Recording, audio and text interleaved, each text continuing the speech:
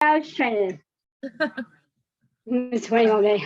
Okay, so hi Sarah. So we don't know each other.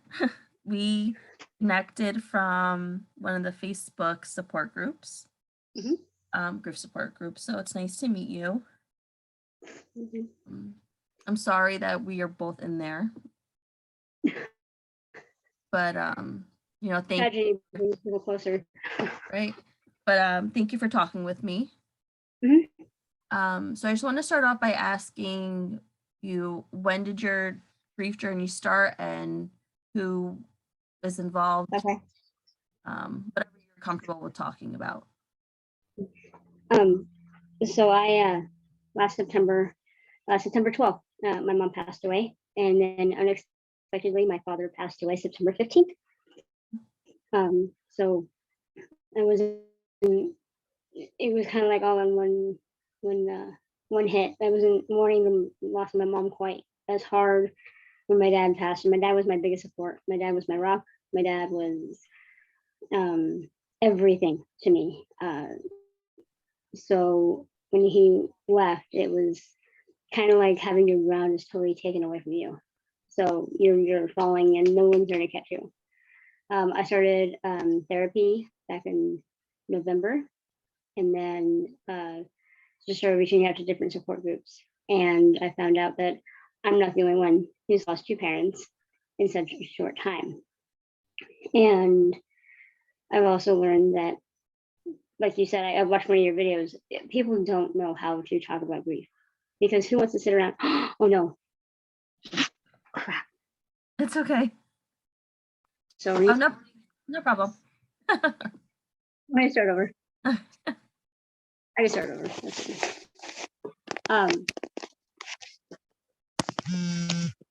Okay. So do you want to start over, or do you want me to pick up where I left off?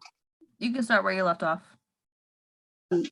People don't like to talk about grief. People don't like to talk about death. It's negative, it's depressing, and no one, that's not a happy, pleasant environment. I have been told multiple times, just get over it. You can't do anything about it, just get over it. And we don't just get over it.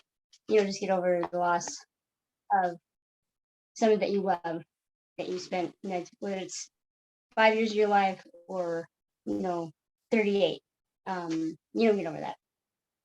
It's excruciatingly painful sometimes, but to know that there's people out there, there's help out there, you just have to look and you have to ask for it. I was never one to ask for help, not once, and I'm having to do that, and so it's making me a stronger person. It's what I'm realizing, and what I've been lifelong lessons. Their death has taught me what love is like. They had that perfect, it wasn't perfect, but they had the marriage where it was, if it was broke, you fix it. You don't put your kids in front of the marriage. They put themselves first. And it was, if you go, I go. And that's exactly what happened. No one, and I'm sure you would agree, my grief is different than yours, right. Than the next person. Our grief is all the same. It's how we handle it and what we do with it that's totally different. And nobody will really understand what it's like unless they've been there, done that. And even when they are in that area, they're really never gonna know what it's like. I can relate, but I'm never gonna truly know how you feel.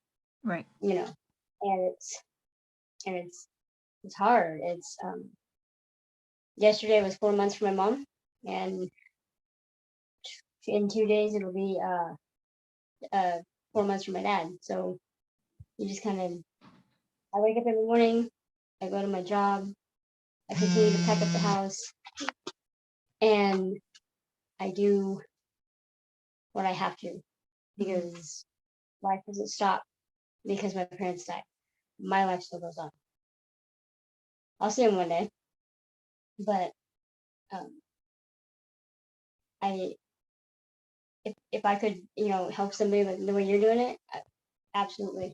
And I think what you're doing is really awesome. Thank you. You know, it's people and everything. It's not just us; it's the people that are around us, like my boyfriend, our significant others, our friends. They don't understand because it's like scared, like it's an untouched territory. Mm, um, it's hard for me to explain it even to my boyfriend. I can't explain to you what I'm feeling. I can't tell you what to do because I don't even know what to do. right. All you can do is it's okay to cry. One thing I started doing, I will read a motivational quote every morning or a positive affirmation, and it's funny because those sentences, those meanings, it will play out the rest of my day. And I look back on it and it's like, wow, this is exactly what I experienced today. Mm-hmm. And if you write them down and see it like for a month, you'll see like how that day played into that positive affirmation. And it's healing, it's hopeful. In one of my groups, I recently wrote a letter to my mom. It was a very mean letter. My mom and I did not have a good relationship. I wrote it, I read it, I burned it, and the weight has been lifted off my shoulders. I feel much more at peace. I feel like I can move on. I'm more kind of positive. I'm not so down in the dumps. Um, and that's another step, toward grief. There is no timeline on grief. Somebody can't just go to you and say, "Hey, okay, it's been 6 months. Time's up." It's not. I will grieve the rest of my life, and that's okay. We're entitled to that. Yeah. They don't have to, but it doesn't get the pain never goes away. It's easier to deal with every day. Some days are just worse than others. Um, I'm sure you've experienced this where the pain is so horrific, where it's like your heart literally is hurting, Yeah. and and it's like it takes everything for me. Just like, okay, I want the pain to stop. Just make it go away. And in those moments, it's like, oh, I'll pray to God, or I'll grab a picture and just kind of hold it. And over time, it gets easier and releases. Um, but there's not a fix all. We don't have books when we have kids. We're not given books when we have parents that pass away. We just Yeah. kind of have to wing it.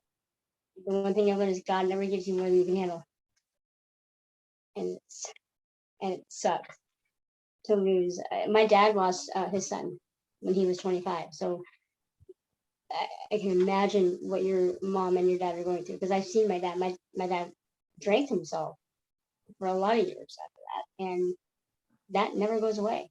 You're Mhm. not supposed to be for you. So if there's hurt all the way around, you have you guys have each other. I lost my parents.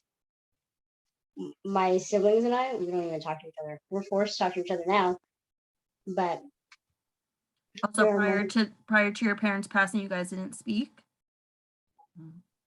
Nope. My younger sister lives right next door to my parents, and we haven't, other than like a snag remark to each other, or like a hi because we have to. It's dinner. It's Christmas dinner or whatever. We have to be nice. We never talked. We never hung out. And there's a lot of family hurt there. There's a lot of past that we have to move forward with. But being this alone it's probably hurtful. Like for those people who really are alone or feel Yeah. like they're alone. Um, and don't ever, any advice. Don't ever feel like you have to put on a show Mm-hmm. or because that will destroy you in a minute. I did that. I did the same thing you did. Um, when my dad went to the hospital, I started cleaning the house. I started rearranging crap. I knew he wasn't coming back, but I kept busy all the time. And I wore myself out. And I eventually cried for about half a day. And I let myself breathe. And it's okay to do that.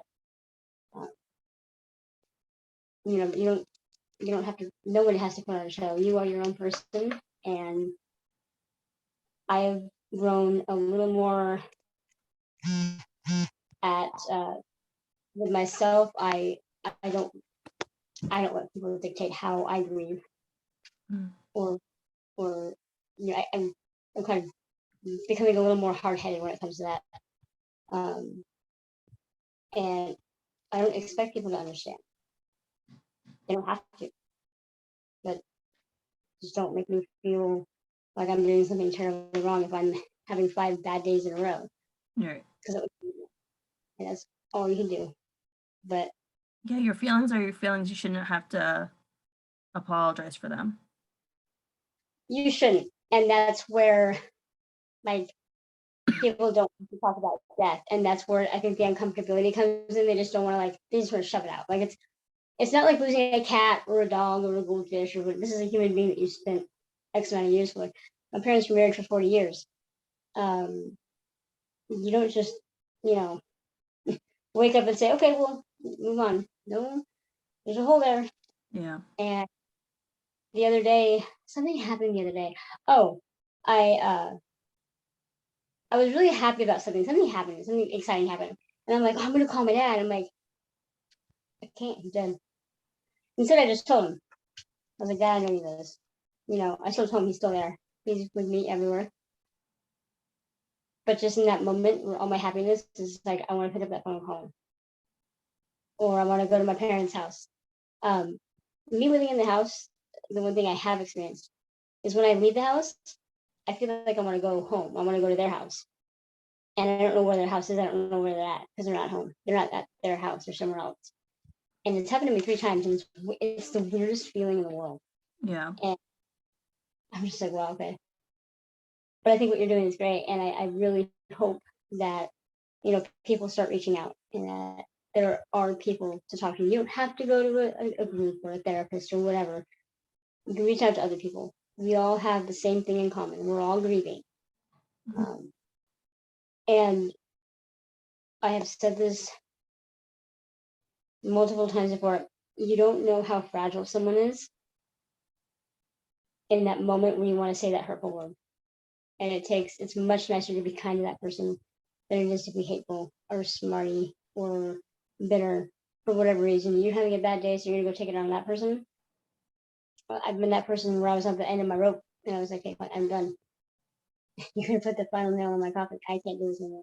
Yeah. But I have kids. I have a career. I have a business. I have to maintain that. I can't let it beat me. We're all better than that. The people that are suffering worse than I am. Right. Because it's, I can only imagine like what you did, like if you guys hung out every day, like you and your sister, and well, we all so I come from a family of 7. There's 5 kids and my parents, and we all live together. So big house, big family. So she was a constant. We saw each other every day. That's yeah, and it never goes away. I saw my parents every day. My dad has his little comments, and he was the only person that loved me unconditionally, and he taught me what it was to love unconditionally, to never judge somebody just because of their past. We all have a past. Was just don't fight. Fighting's not worth it. Fighting doesn't. No one wins when you fight. Yeah. You just have, and he always used to say, "I'll sleep when I'm dead." He was always tired because he spent the last 5 years of his life taking care of my mom. My mom is ill. My mom had dementia. Seeing him after he passed, I've never seen him look so peaceful in my life, and I'm like, oh, "You're sleeping now, Dad." Yeah. And it's they're in a better place, and I have come to terms with that on my own. I know that he's in a better place, and I wouldn't want him back because he'd just be suffering. If he wouldn't be suffering from any kind of ailment, he'd be suffering because the loss of his wife, and that's no way to live life. And it's when did your sister pass? 10 days before your mom, September 2nd. Okay. Everyone's September. I lost my grandmother passed away in 2012. She passed away September 4th. I had an ex-boyfriend pass away September 7th. Like September is like the month of death. However, Yeah. October 9th, my parents' wedding anniversary, and it was also the day that my brother died. So October was like, couldn't happen in October, so God had to take him in September. Um, So your brother passing, was he young when he passed? he was 25.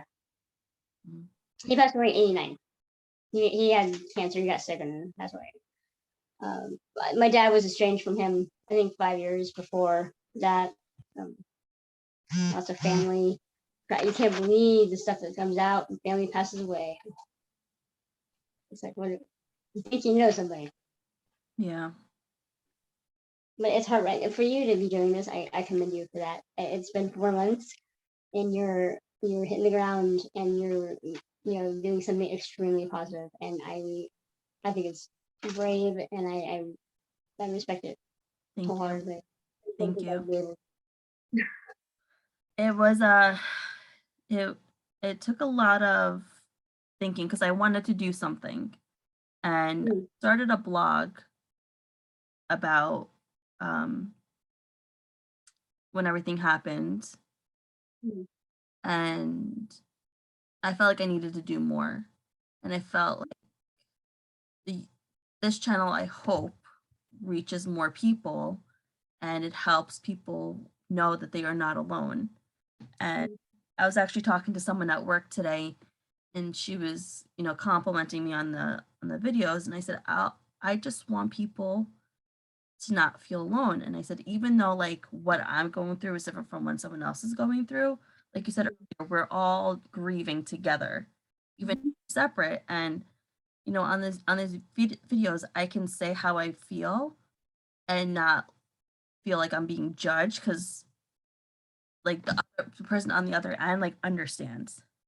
But and you know what? This is the way I say it too. Even if they are judging you, you don't have to look them in the face. You don't have to see it. You're looking at a screen and you're venting your feelings. The one thing that uh, I've gained from everything is I'm giving myself a voice. I'm starting to talk. I talk more about it. The more I talk about it, the more at peace I am at it.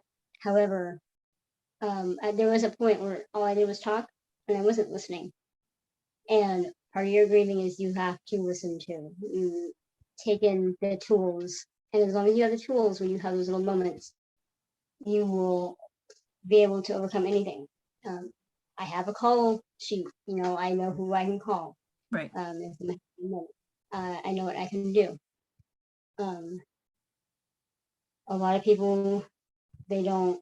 They feel like it's putting someone out. Like if I'm reaching too far. I don't want to impose on their life. But that's not. Eventually, you have to get over that because you're not really imposing if they're telling you to call them. If they're telling you, hey, you know what, I'm right here, call me. Um, that's on them if they want to get mad. But it's, I hope it works. I really do, because I'm finding out how much um, grief is out there and how much there is no information on what we do. People either they fall off themselves or they get help, and it's okay to ask for help.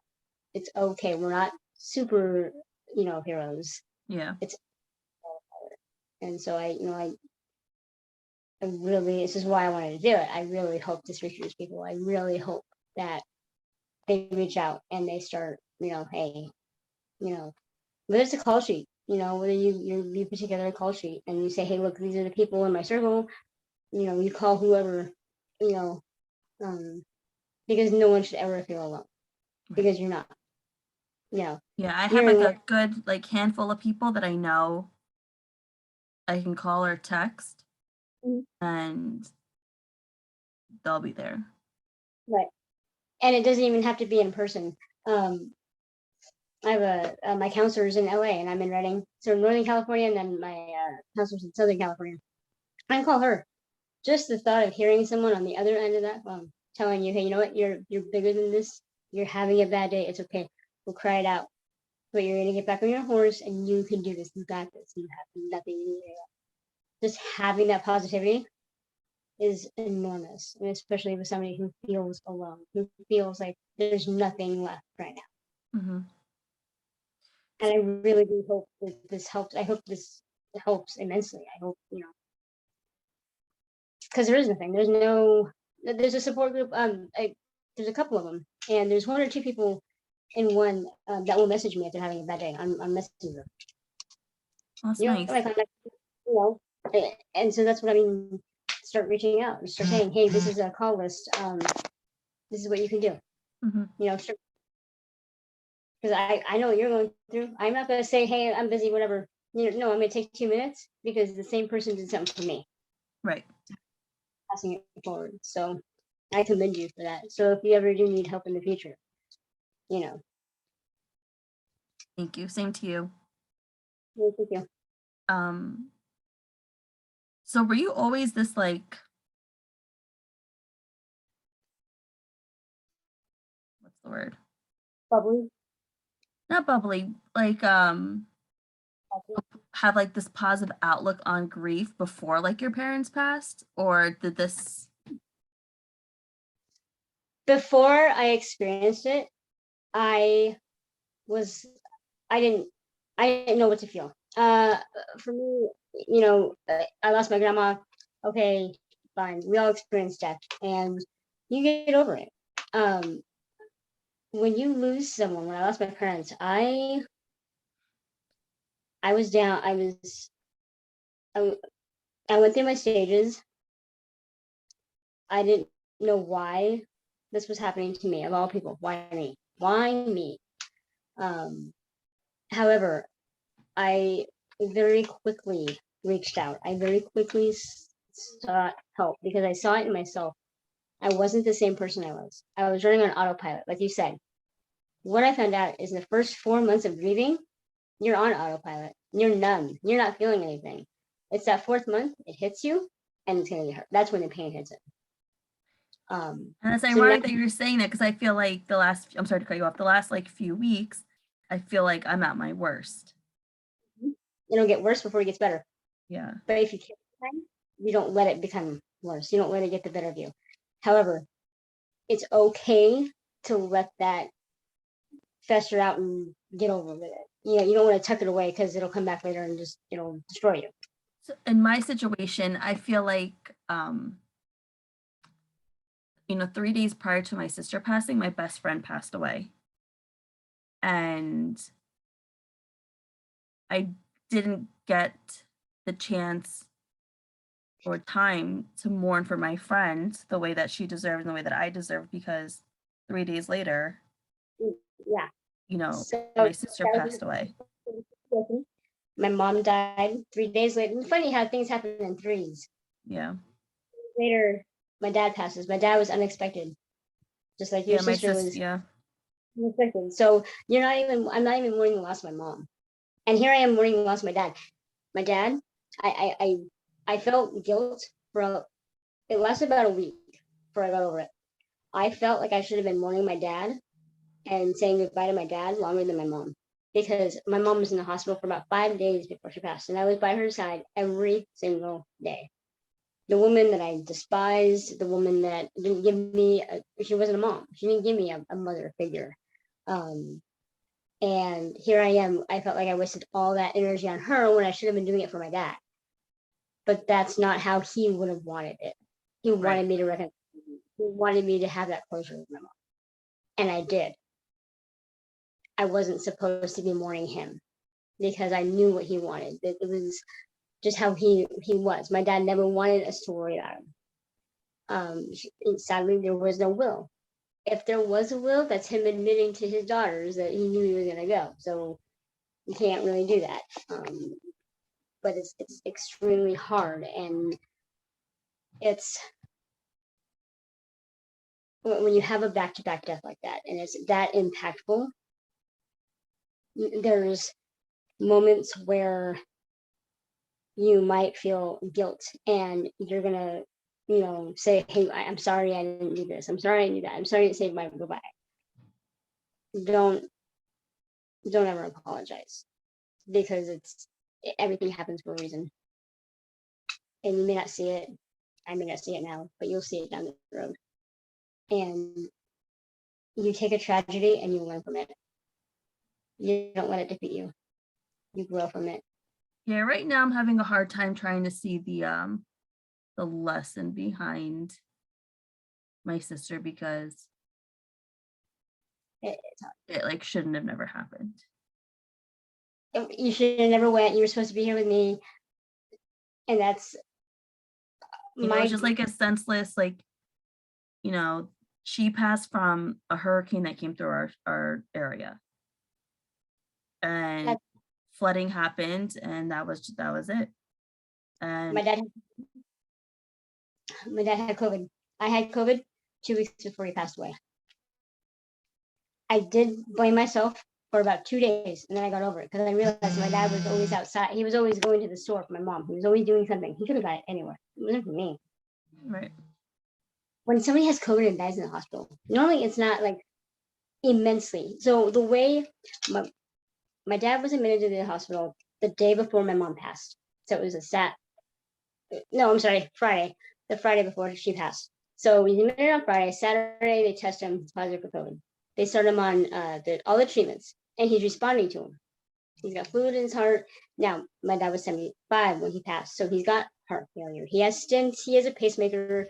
He had issues, but he was responding to the treatment. So the doctors were hopeful. Hey, you know what? We've seen way worse, and we have faith. He'll pull through. Sunday rolls around. Everything's fine, but we're not allowed to see him. Sunday night, my sister comes to the door and says, the hospital called mom. She's gone. She's going, is what she said. I get in the car and we start driving to the hospital. She goes, Mom died 20 minutes ago. I didn't want to tell you because I didn't want you to flip out. We go up there and see her. I lost it when I saw my mom. Lost it. The next day, my father, who was doing fine, just like that, not even 12 hours, less than 12 hours, automatic, multi-organ failure, internal bleeding. He has gastrointestinal, his oxygen level is tanking. He's got a tube in the worst thing possible. Turned around that fast. That was Monday morning. By Wednesday morning, he's dead. My mom died. I guarantee you she went with him. And she sat by his side, and they went up together. That's how they wanted it. That's what they did. And for him to go that fast, and we're trying to wrap our head around what's going on. And everything's happening so fast, you're on autopilot. I can't tell you every minute what I was doing the months after that, because there's conversations I will never forget the look on my face when I saw my dad that Monday. Then when they did let us see him, and they all knew us. They all knew us. They knew our mom. They all knew the two sisters, and to see him in that much pain, and I told him I loved him. He said I love you too, and that was it. To see him in that much pain, but in no more pain after that, was a relief. I was relieved when I saw my dad after he passed. I didn't cry. I didn't lose my shit. I think I would have, but I was at peace, and it's the feeling that gave me the drive to be kind to others, because I might be having a shitty day, but that person next to me might be even having a shitty day. I don't know that, and kindness goes a long way. There's an old saying, kill them with kindness, and it works. And no matter how much you're suffering inside, if you can bring yourself to be kind, even for a second, it will change your feeling, and it will make you feel better. I agree. And it is hard. You're finding that light at the tunnel, and sometimes you just don't want to see it. And I can't imagine. And now it's, you have your mom, your dad, you have three other siblings. Well, there's 5 of us in total, so I have 3 living siblings right now. Yes. I know you guys all get along. You're all supportive and stuff like that. You're all. Yeah. So at that, I'm the oldest. My brother's the youngest, and my sister Susie, she was in the middle. Okay. So there's five of us all together. My sister Melissa's the oldest. Her Tammy is the second, and then their brother was the youngest. That's from my dad's first marriage. So he got divorced, met my mom, then me, and then my youngest Danielle. 2 days after my dad passed away, my sister goes and gets drunk at my aunt's house, twists or breaks her ankle. That next day, she comes over next door, being nosy because she wants to know who I have in mom and dad's house. And I have my friends here because I'm grieving. She picks a fight, and we end up sucking the hell. We get into a fist fight. Like I'm 4'8". I'm like 95 pounds. She's 5'6", and she's 147. Her husband had to pull her off me because it was that much. It was anger. Why did dad leave? Why the hell did you have to leave? You weren't supposed to do this. And It wasn't towards you. it wasn't toward, yeah, but we can't hit dad because dad's not here. So we're going to hit each other. Right. Mm. And, we've had our fights, but we always say that we're sorry.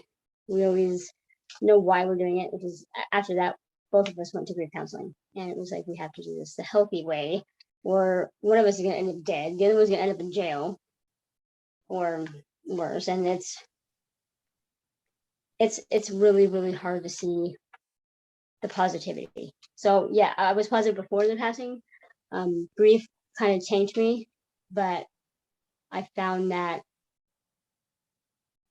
I found that balance where I can grieve, but I'm still going to be happy, because no one wants to see a sad person all the time, and it takes a lot for me on my worst days. It takes a lot. It takes a lot for me to suck it up and want to be happy when I just want to fall apart. Mm-hmm. But you do it, and when you start doing it, the inner strength that you have, it's crazy how you feel that, and you never knew you had it until you used it. And it makes the grieving process easier, but it doesn't, that doesn't mean that you forget. You don't forget the pain, the memories. Hold on to the memories. Yeah. Let it have those. And that's what kept me going, is knowing that they wouldn't want me to be on the floor crying. Get up and make something of yourself. They had a good life. So now you go and have your best life. And it's hard to get that in the early stages of it. It's really, really hard. Yeah. But you and you guys, you'll make it through. And it's gonna hurt.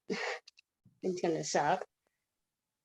But every morning we start over. So today wasn't a good day. All right, there's tomorrow. And you don't ever look back.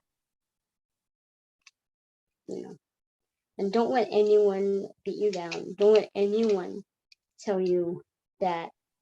Don't let people make excuses for her being gone. Like, she's in a better place, so they're trying to make you feel better. And they're trying to do that because they don't understand. They don't know how to approach us. So they just say that you can handle. You know what you can handle. What you can't. And just know that you're doing exactly what God wants you to do. You're doing, this is your positiveness, this is your kindness, this is how this will help you heal. By you doing this, by you interviewing people, talking to other people about grief, and spreading the informational aspect of grief without forcing it down people's throats.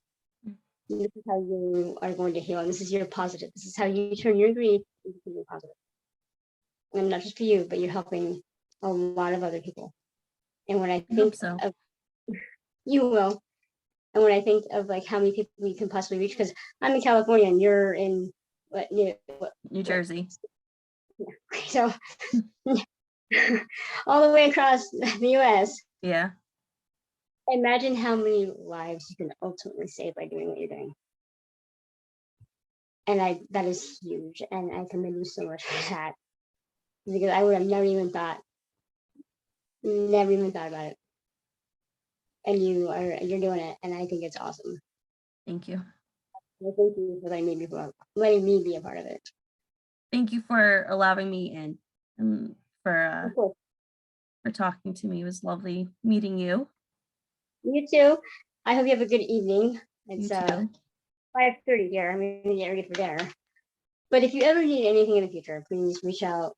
I You will. know, You too. and I will do the same for you. Awesome. Have a good night. Thank you so Good much. night. All right. Mm. Bye.